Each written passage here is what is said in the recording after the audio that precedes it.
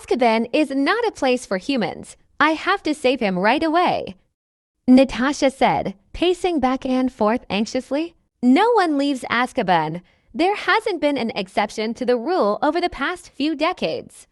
It would be challenging to rescue him. Hector wrinkled his eyebrows. The mastermind behind this must be extremely influential to have been able to send Dustin to Azkaban so easily. I have to try no matter what. Natasha clenched her jaw.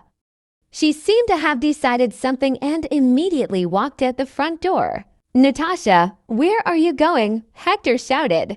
I'm going to ask grandfather for help. In the warden's office in Azkaban, a middle-aged man with a potbelly was puffing on a cigar while reading the newspaper. He propped both his legs up on the desk. He seemed leisurely and carefree. This man was none other than the warden of Azkaban, Caius Roswell. Knock, knock. A prison officer knocked on the door before entering.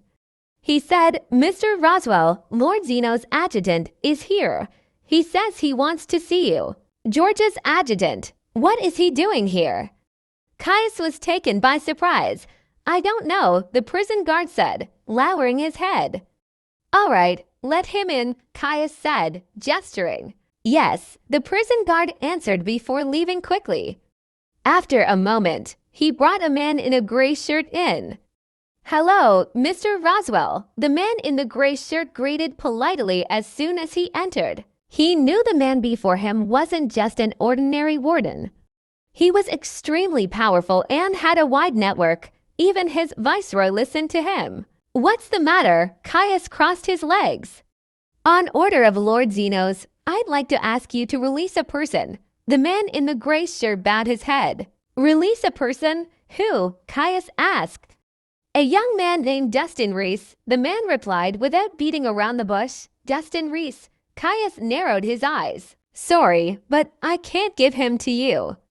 No one walks out of Azkaban. This is a rule. Mr. Roswell, I hope you can make an exception. After the deal is done, Lord Zeno's will reward you handsomely. The man smiled apologetically. Rules are rules. It's not that I don't want to, but I can't disregard the rules of Azkaban. Go back and tell Lord Zeno's that I'm sorry I can't help, Caius said indifferently. Mr. Roswell, rules are inflexible, but people aren't. Before the man in gray could finish speaking, Caius interrupted him. What? You're asking me to break the rules knowingly? If this reached Oakvale, would you take accountability? Well, the man was at a loss for words. Within the borders of Millsburg, the viceroy indeed held the highest authority. However, Azkaban was governed by the Ministry of Penalties in Oakvale. Even the viceroy had no power. Not to mention, there was no need to challenge the Ministry of Penalties for an outsider brazenly. At that moment, a prison officer suddenly ran in. He said urgently, Sir, it's bad. Outsiders have broken in.